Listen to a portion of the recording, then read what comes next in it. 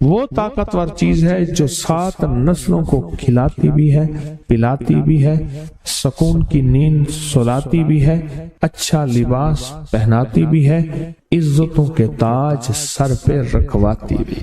نوری لقمہ اپنی زندگی کی ضرورت بنا لے، پھر کیا ہوگا؟ سورۃ فاتحہ کی آیات 7 ہیں۔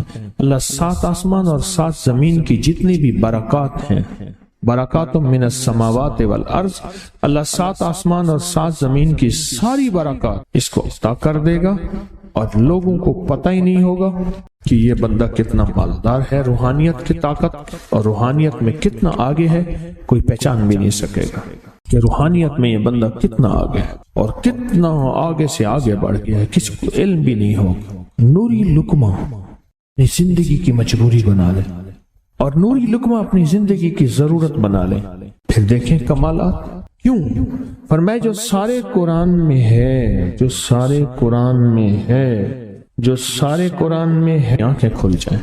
یہ سورۃ فاتحہ نماز کھانے کے دوران پڑھنے والا یہ اہل نظر میں ہے، اس کی نظر وسیع ہو جاتی ہے، یہ اہل کشف ہوتے ہیں، ان کی دل کی آنکھیں کھل جاتی ہیں، یہ فرشتوں کو دیکھتے ہیں، یہ انسانوں کے دلوں میں جھانک لیتے ہیں، یہ کائنات کے راز پڑھ لیتے ہیں، کائنات کے راز پڑھ لیتے ہیں۔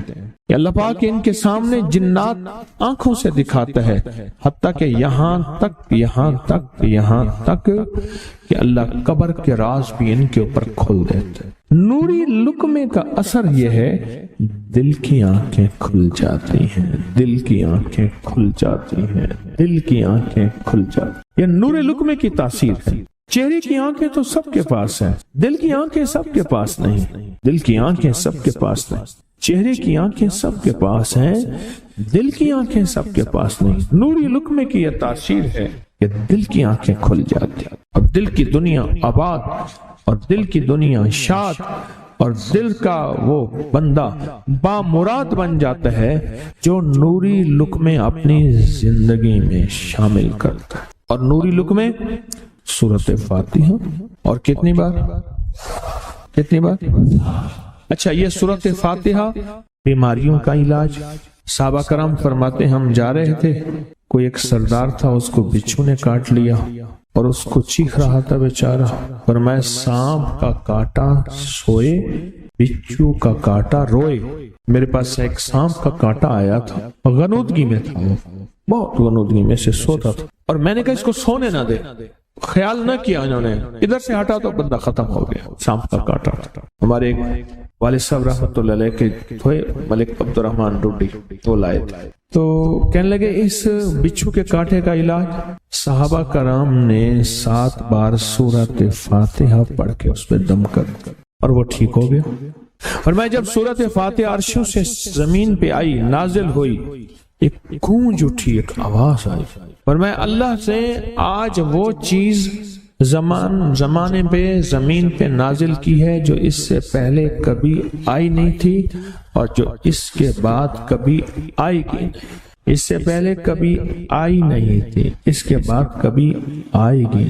اور جب سورۃ فاتحہ نازل ہوئی، شیطان رویا، پیٹا، اپنا سر پہ راکھ ڈالی اور اتنا شور کیا کہ اے کاش کہ یہ سورۃ فاتحہ آئی ہے، اور اگر آئی ہے تو واپس چلی جائے، اگر واپس نہیں گئی تو کسی کی زبان پہ نہ جائے، یعنی کوئی اس کو پڑھ نہ سکے، اگر پڑھے تو اس کا یقین نہ ملے۔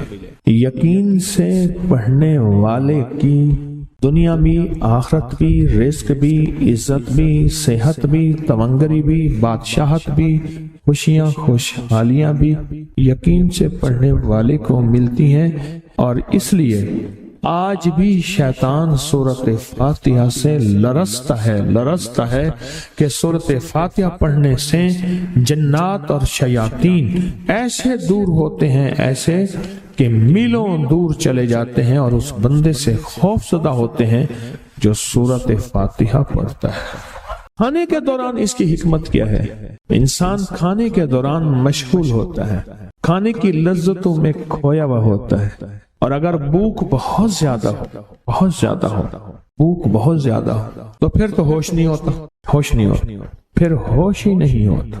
اگر بھوک بہت زیادہ ہو اب اسی دوران جس طرح سنے غور سے، بڑی میں عجیب بات بتا رہا ہوں، حضرت امام جعفر صادق سلام اللہ رضوان اللہ تعالی علیہ مجمعین اللہ کے ولی تھے، ولایت کے تاجدار تھے، سرداروں کے سردار تھے، اولیاء کے سردار تھے۔ میں بازار میں جاتے تھے، جا کے پھر واپس آ جاتے تھے، پھر جاتے کچھ نہیں خریدتے تھے۔ کسی نے پوچھا اب کیوں جاتے ہیں؟ فرمایا 2 وعدے لینے، کیا؟ میں جا کے بازار میں ہر بندے کو سلام کرتا ہوں، وہ سلام کا جواب دیتے ہیں، اور کیا پتا کسی کے سلام کا جواب ایسا ہو جو اللہ کے ہاں مقبول بھی ہو، محبوب بھی ہو۔ اور پھر فرمایا بازار میں جاتا ہوں اور جا کے بازار میں جاتا ہوں اور جا کے بازار کی دعا پڑھتا ہوں۔ فرمایا جو چوتھا کلمہ گھر میں پڑھے گا اس کو 10 نیکیاں ملیں گی، اور جو بازار میں پڑھے گا کتنے نیکیاں ملیں گی؟ 10 لاکھ نیکیاں ملیں گی۔ فرمایا میں 10 لاکھ نیکیاں کمانے کے لیے جاتا ہوں۔ آل رسول کی محبتیں، عبادتوں کا حرص دیکھیں، ہمیں مال کا حرص، انہیں اعمال کا حرص۔ وہی دعا، وہی چوتھا کلمہ گھر میں پڑھیں، 10 نیکی ہیں، بازار میں پڑھیں، کیونکہ وہ ہر بندہ مشغول ہے دنیا میں، مال میں، چیزوں میں، بھاؤ تاؤ میں لگا ہوا ہے۔ وہی بازار میں پڑھیں تو 10 لاکھ نیکیاں۔ اسی طرح کھانے کے دوران جب لذت ہے، کھانے کے دوران ذائقہ ہے، اور کھانے کے دوران لذت اور ذائقے میں اگر کوئی بندہ سورۃ فاتحہ پڑھ لے تو اللہ کہتا ہے تو ان لذتوں میں مجھے نہ بھولا، ان کھانے کی چیزوں میں مجھے نہ بھولا، ان ساری کیفیتوں میں مجھے نہ بھولا۔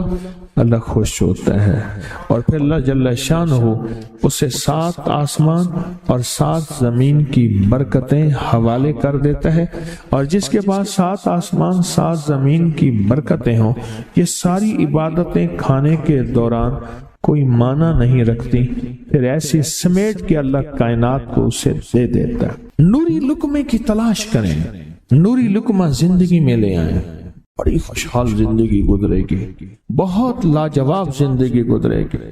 7 دفعہ سورۃ فاتحہ سے قرضے اتر جاتے ہیں، 7 دفعہ سورۃ فاتحہ سے بیٹے مل جاتے ہیں، 7 دفعہ سورۃ فاتحہ سے نعمتیں، اور 7 دفعہ سورۃ فاتحہ وہ طاقتور چیز ہے جو 7 نسلوں کو کھلاتی بھی ہے، پلاتی بھی ہے، سکون کی نیند سلاتی بھی ہے، اچھا لباس پہناتی بھی ہے، عزتوں کے تاج سر پہ رکھواتی بھی ہے۔ کہیں انشاءاللہ۔ آپ سوچیں کون سا مشکل عمل، بہت زبردست عمل ہے، 1 منٹ کا کام ہے اور کام بن جاتا ہے۔ اور میں نے اس کی اجازت جتنی مشکل سے لی تھی نا، اس عمل بہت مشکل سے اجازت، اور جس دن لی تھی اسی دن فیصلہ کیا تھا انشاءاللہ اسے چھپاؤں گا نہیں، انسانیت مخلوق کو بتاؤں گا۔ اور یہ 7 دفعہ سورۃ فاتحہ جو دل کا مریض ہو مجھ جیسا، اس کا بھی علاج ہے، جسمانی ہو یا روحانی۔ میں نے پچھلی دفعہ کہا نا کہ میں دل کا سخت مریض ہوں اور آج بھی ہوں، دعا کرو موت تک نہ رہوں، اور میں دل کا سخت روحانی مریض ہوں، جسمانی نہیں ہوں۔ میری پچھلی دفعہ کی وجہ سے پوری دنیا میں کوہرام مچا ہوا ہے کہ بابا گیا، جانا تو ہے، جانا تو لازم ہے۔ پچھلی دفعہ میں نے وہ کہہ دیا کہ میں دل کا سخت مریض ہوں، میرے لیے دعا کرو، وہ یہ مریض ہوں، روحانی مریض ہوں، روحانی مریض ہوں۔ تو یہ بیماری جو دل کی بیماری ہے نا، اس کا بھی علاج ہے، روحانی ہے یا جسمانی۔ جیسے میں دل کی روحانی بیماریوں کے بارے میں نے آپ کو کہا، میں سخت مریض ہوں دل کا، اللہ کرے اس کا مرض کا علاج ہو جائے۔ تو کھانا کھاتے ہوئے میرے دل کے لیے بھی آپ دعا کریں گے کہ اللہ بھی میرے دل کو ٹھیک کر دے، اللہ بھی ٹھیک کر دے۔ آپ مجھے بزرگ سمجھتے رہے اور اندر سے کام کھوکھلا ہو۔ یہ دل کی روحانی بیماریوں کا بھی علاج ہے، اور یہ جسم کی اور دل کی جسمانی بیماریوں کا بھی علاج ہے۔ یہ صحت مندی کا راز ہے، سورۃ فاتحہ ہے بابا، سورۃ فاتحہ، سورۃ فاتحہ۔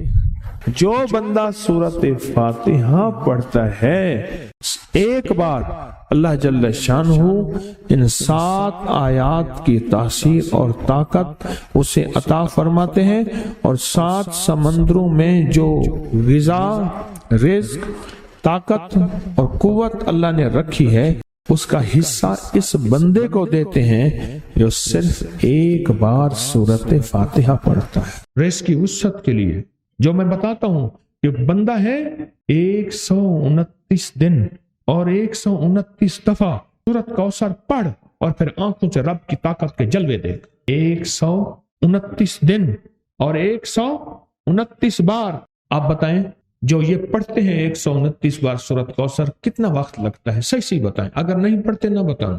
10 منٹ کی آواز بھی ہے، 7-8 منٹ کی آواز بھی ہے، 15 منٹ کی آواز بھی ہے۔ ہم 15 منٹ لے لیتے ہیں، 15 منٹ لے لیتے۔ کیا روزانہ کے 15 منٹ ہمارے لیے مشکل ہے؟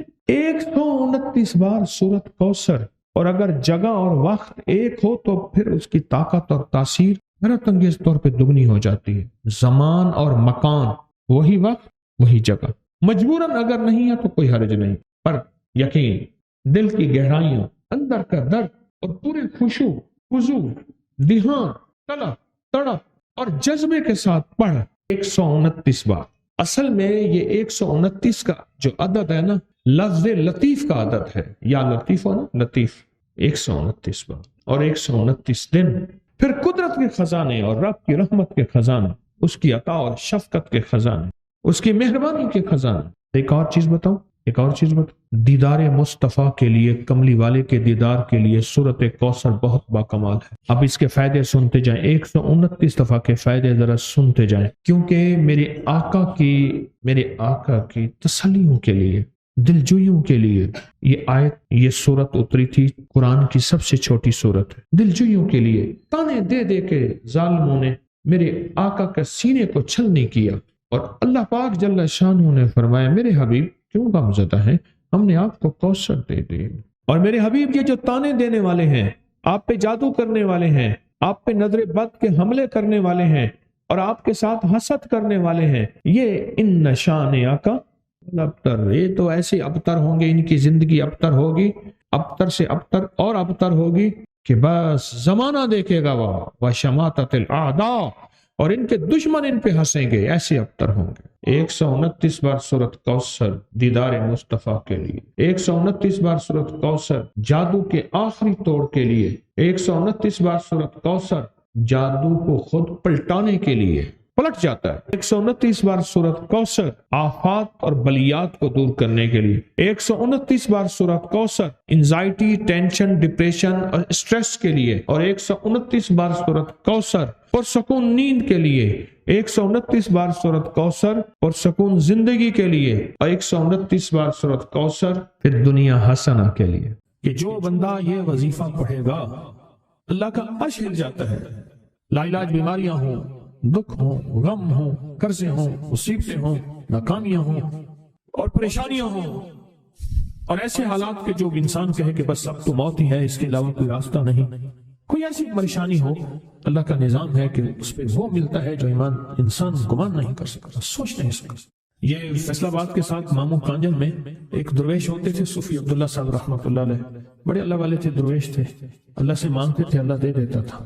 تو مجھے ان کے ایک شاگرد نے بتایا، اردو بازار لاہور میں ہوتے تھے، کہنے لگے کہ میں ایک دفعہ گیا تو مجھ سے فرمانے لگے کہ میرے سارے کے سارے طالب علم استاد جمع ہو کے آ گئے کہ ہمارے جو ہے وہ ہمارے راشن نہیں، کھانا پینا کچھ نہیں، تنخواہیں نہیں ملی، سب چیز ختم ہو چکی ہے، تو اب ہمیں اجازت دے دیں، آپ کے پاس تو ہے نہیں۔ اچھا فرمایا مجھے چند دن دے دو، جتنے اور دن صبر کر لیا، چند دن مجھے دے دو۔ تو فرمایا پھر بیٹھ گئے مصلی، اور جو سورت فاتحہ پڑھی نا جب آتے تھے نا، ایاک نعبد و ایاک نستعین، اس کو جو وجدانی کیفیت کے ساتھ، دل کی گہرائیوں اندر کے درد کے ساتھ پکارتے تھے، اتنا درد، اتنا غم، اتنا درد، اتنا غم جو پکارتے تھے کہ ایسے محسوس ہوتا تھا کہ زمین ساری کی ساری ہل رہی اور ہر طرف ایک نظام چل رہا ہے۔ اور جب پھر اس سورت کو پورا کرتے تھے، پھر سورت فاتحہ پڑھتے تھے، اور جب پہنچتے تھے ایاک نعبد و ایاک نستعین، پھر ایسے ہی جو ہے اس کو دہراتے تھے۔ پر بات یہ ہے وہ دعا پڑھتے نہیں تھے، مانگتے تھے۔ ایک ہے دعاؤں کا پڑھنا، ایک ہے دعاؤں کا مانگنا۔ وہ دعا پڑھتے نہیں تھے، مانگتے تھے، اور اللہ مانگنے والے کو دیتا بھی ہے، اللہ مانگنے والے کو عطا بھی کرتا ہے، اور اللہ کی رحمت مانگنے والے کے ساتھ سدا رہتی ہے، ہمیشہ رہتی ہے۔ وہ دعا پڑھتے نہیں تھے، مانگتے تھے۔ بس کہا کہ ایسے مانگے، ایسا مانگا کہ اللہ پاک کو ترس آیا۔ چند ہی دنوں میں فرمایا اللہ نے دکھایا کہ یہ دیگ ہے سونے کی بھری ہوئی ہے، اور میں نے آپ کے حوالے کر دی، اور تھوڑا سی ایسی جگہ ہٹائی تو وہ دیگ نکل آئی۔ تو فرمایا پھر مٹھیاں سونے کی بھر بھر کے دیتے تھے اور کہتے تھے اس کو حسب ضرورت خرچ کرنا، خیال کرنا، کہیں فضول خرچی نہ کرنا، اسراف نہ کرنا، اللہ کے خزانے ہیں اور برکت والے ہیں، کہیں اللہ ناراض ہو کے چھین نہ لے، کہیں اللہ ناراض ہو کے چھین نہ لے۔ مجھے ایک صاحب کہنے لگے کوئی ایسا عمل بتائیں کہ میں چاہتا ہوں میری 7 نسلوں میں رزق ختم نہ ہو، جو مہنگائی اور حالات اور پریشانیاں میں دیکھ رہا ہوں، کوئی ہے عمل؟ میں کہا بالکل ہے۔ میں نے کہا روزانہ 40 منٹ بیٹھ، 40 منٹ صبح دوپہر شام، جو تیری تنہائی کا وقت ہو، کہ اللہ دنیا میں ایسی جگہ کوئی کہیں ہوتی، اکیلے بیٹھے رہتے یاد تیری دل نشیں ہوتی، اکیلے بیٹھے رہتے یاد تیری دل نشیں ہوتی۔ 40 منٹ کوئی ایسا بیٹھ 40 منٹ اس انداز سے مصلی پہ، کہیں بستر میں، کہیں ایسی جگہ جہاں سوئے نہیں، اور بس صرف ایک بار سورۃ فاتحہ پڑھا، اور اس کے بعد ایاک نعبد و ایاک نستعین کو دوہرا۔ جاگ رہے ہیں، دیکھتے رہے، مجھے دیکھتے رہے، میں آپ کو دیکھتا رہوں۔ آپ اللہ کے اور اس کے حبیب کے مہمان ہیں، آپ کو دیکھنا بھی ثواب ہے، آپ کو دیکھنا بھی ثواب ہے۔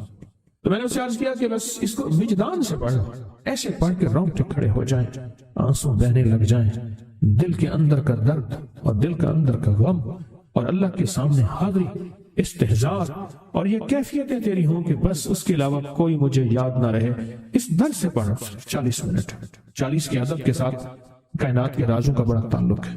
40 کا جو عدد ہوتا ہے، بس 40 کی عدد کے ساتھ پڑھ، اور بہت توجہ سے پڑھ اور بہت دھیان سے پڑھ، روز پڑھ۔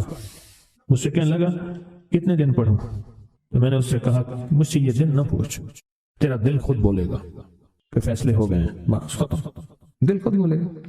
یہ بتائیں کہ پیٹ بھرتے ہوئے کوئی گھنٹی بجتی ہے، دل خود بولتا ہے کہ پیٹ بھر گیا۔ پیاس میں بھی کوئی کہتا تو نہیں ہے کہ آپ کی پیاس بجھ گئی ہے، وہ دل خود بولتا ہے کہ بس اب پانی کی ضرورت نہیں ہے۔ نیند سے دل بھر جائے تو بس دل میں بس اب سو لیا، وہ اٹھیں۔ اسی طرح دل خود بولے، دل خود بولے، کیا بولے؟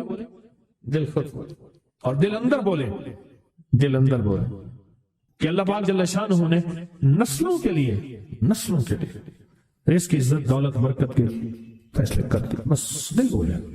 کتنے دیر کر؟ اب یہ تیری اپنے مانگنے میں ہے، اب یہ تیری اپنے مانگنے میں ہے۔ مانگنے میں کمی ہے تو دل نہیں بولے گا، اگر مانگے گا تو پتہ نہیں دنوں میں یا ہفتوں میں، جتنے میں دنوں میں فیصلہ ہو جائے گا۔ اور میں نے اس سے کہا کہ یہ میرے پردادا کے پردادا کا عمل ہے، ان کا یہ عمل ہے، میرے پردادا کے پردادا کا عمل، جو ہماری خاندانی یادداشتوں میں یہ لکھا ہوا ہے۔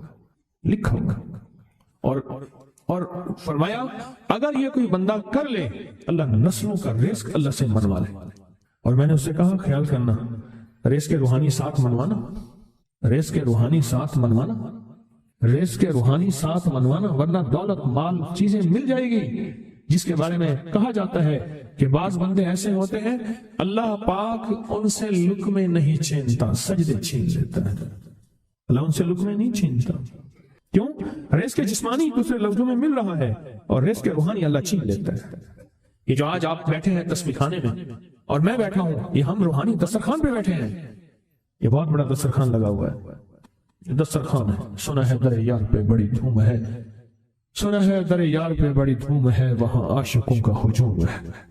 یہ روحانی دسترخوان ہے، میں بھی خود محتاج ہوں، یہ روحانی دسترخوان ہے۔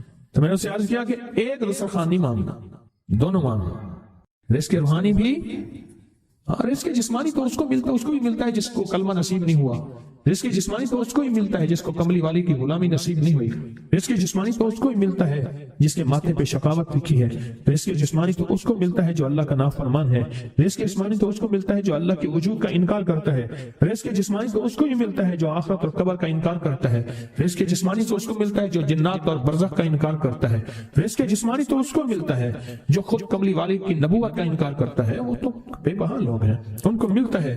پر تجھے بھی صرف رزق جسمانی ملا اور اللہ سے یہ منوا لیا، نہ یہ نہ منوانا، اللہ سے کہنا ہے اللہ رزق روحانی بھی دے اور رزق جسمانی بھی دے، دو رزق اٹھے عطا فرما۔ کون سا رزق؟ اور رزق جسمانی بھی دے. کہیں ایسا نہ ہو کہ میری نسلوں میں صرف مال دولت اور چیزیں ہوں اور تیرا نام اور تیرے حبیب کا نام نہ ہو, تیرا نام اور تیرے کملی والے کا نام نہ ہو, تیرا نام اور تیرے دوستوں کا نام نہ ہو, تیرا نام اور تیری آل و اصحاب کا نام نہ ہو. کہیں ایسا نہ ہو میں محروم ہو جاؤں. مجھے آل اور محمد اور آل محمد اور اصحاب محمد کی نسبتیں یہ بھی ساتھ عطا کیے رکھ. میں نے اس سے کہا کہ 2 چیزیں مانگنا.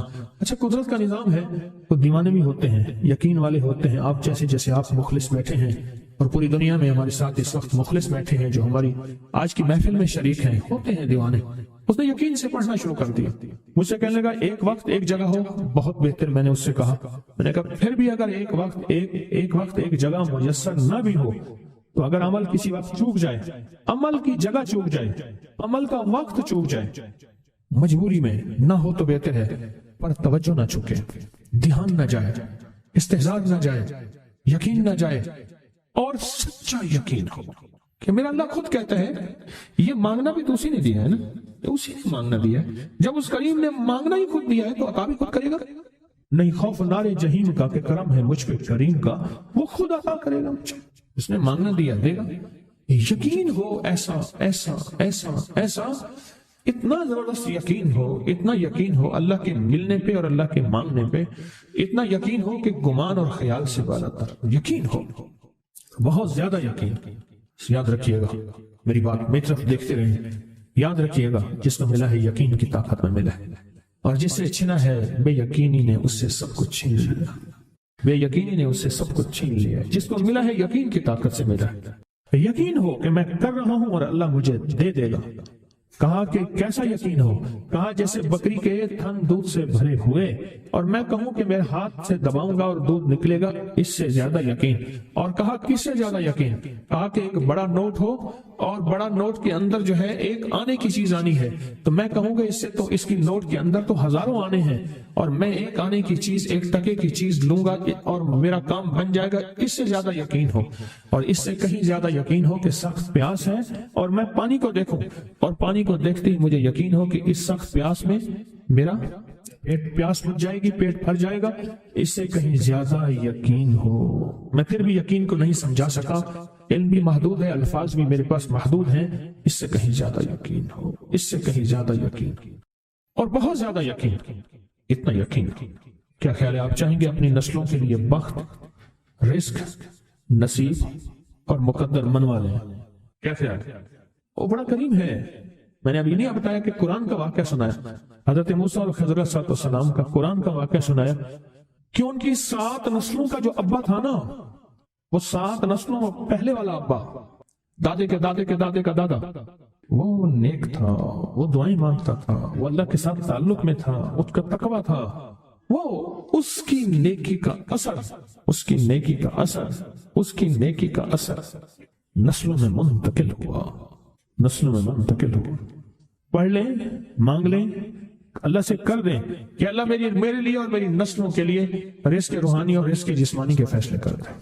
رزق روحانی اور رزق جسمانی کے فیصلے کر دیں. شاہ عبد الرحیم تھے شاہ ولی اللہ رحمۃ اللہ علیہ کے والد محترم.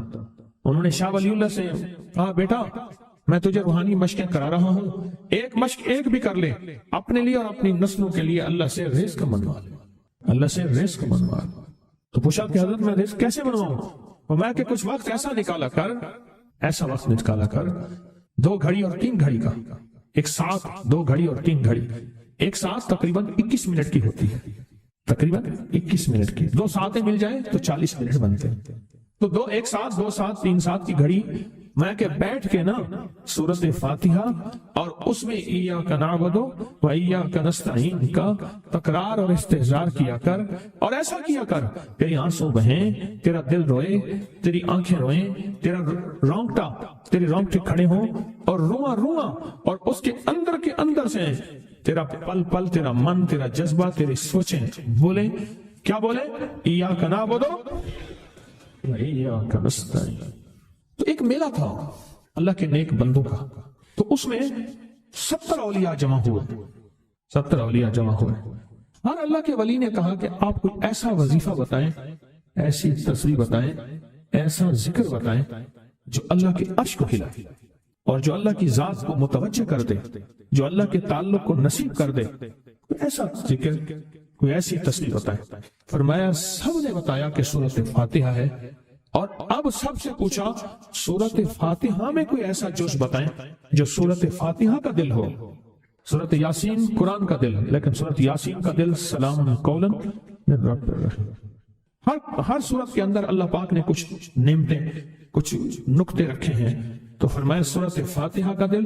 تو میلے میں جتنے بھی اولیاء 70 بیٹھے تھے، سب نے کہا کہ اگر سورۃ فاتحہ کا دل پانا ہے تو وہ صرف کیا ہے؟ ایاک نعبد و ایاک نستعین۔ اس کا مفہوم عام سادہ سے یہ ہے کہ مولا غلامی تیری، در کسی اور کا۔ جب غلام تیرے ہیں، منگتے تیرے ہیں، بھکاری تیرے ہیں، محتاج تیرے ہیں، پھر در بھی تیرا ہے، پھر در بھی تیرا ہے، اور کسی کا در مولا نہیں ہے، پھر در بھی تیرا ہے۔ تیرے در کے ہم محتاج، تیرے بر کے ہم غلام ہیں۔ تو میں نے اس سے کہا کہ یہ وظیفہ کر، سارا دن پڑھی یا کنا ہو دو، اور کام بھی کرتا رہے، وضو بے وضو چلتا بھی رہے، یہ پڑھتا بھی رہے، پڑھتا بھی رہے، پڑھتا بھی رہے۔ چند دن چند ہفتے یہ عمل کر، اور رات سوتے ہوئے سورۃ فاتحہ پوری کر 40ویں، اور پھر درود پاک پڑھتے پڑھتے سو جا۔ 70 اولیاء نے فرمایا کہ جو بندہ یہ وظیفہ پڑھے گا، اللہ کا عرش ہل جاتا ہے، اور فرشتوں میں کوہرام مچ جاتا ہے، اور فرشتوں میں اللہ کی بارگاہ میں فریادیں ہوتی ہیں کہ یا اللہ یہ بندہ ہے اور اس نے یہ عمل کیا ہے، یہ وظیفہ کیا ہے، اور ابھی تک اس کی دعا قبول نہیں ہوئی، اس نے یہ مانگا ہے، ابھی تک دعا قبول نہیں ہوئی۔ فرشتوں میں یہ کوہرام مچ جاتا ہے۔ ایک اللہ کے دوست تھے، سوتے سوتے ایک دم اٹھ بیٹھے، اٹھنے کے بعد وجدانی کیفیت کے ساتھ جو ہے یہ وظیفہ پڑھنے لگے۔ تو کسی نے پوچھا کہ حضرت کیا ہوا؟ فرمایا میں نے دیکھا کہ اللہ کے عرش کے نیچے جنتی ہیں اور وہ ٹہل رہے ہیں، اور سب کی زبان پہ یہی وظیفہ ہے، ایاک نعبد و ایاک نستعین۔ سب کی زبان پہ یہی وظیفہ ہے، اور سب یہی پڑھ رہے ہیں، یہی پڑھ رہے ہیں، یہی پڑھ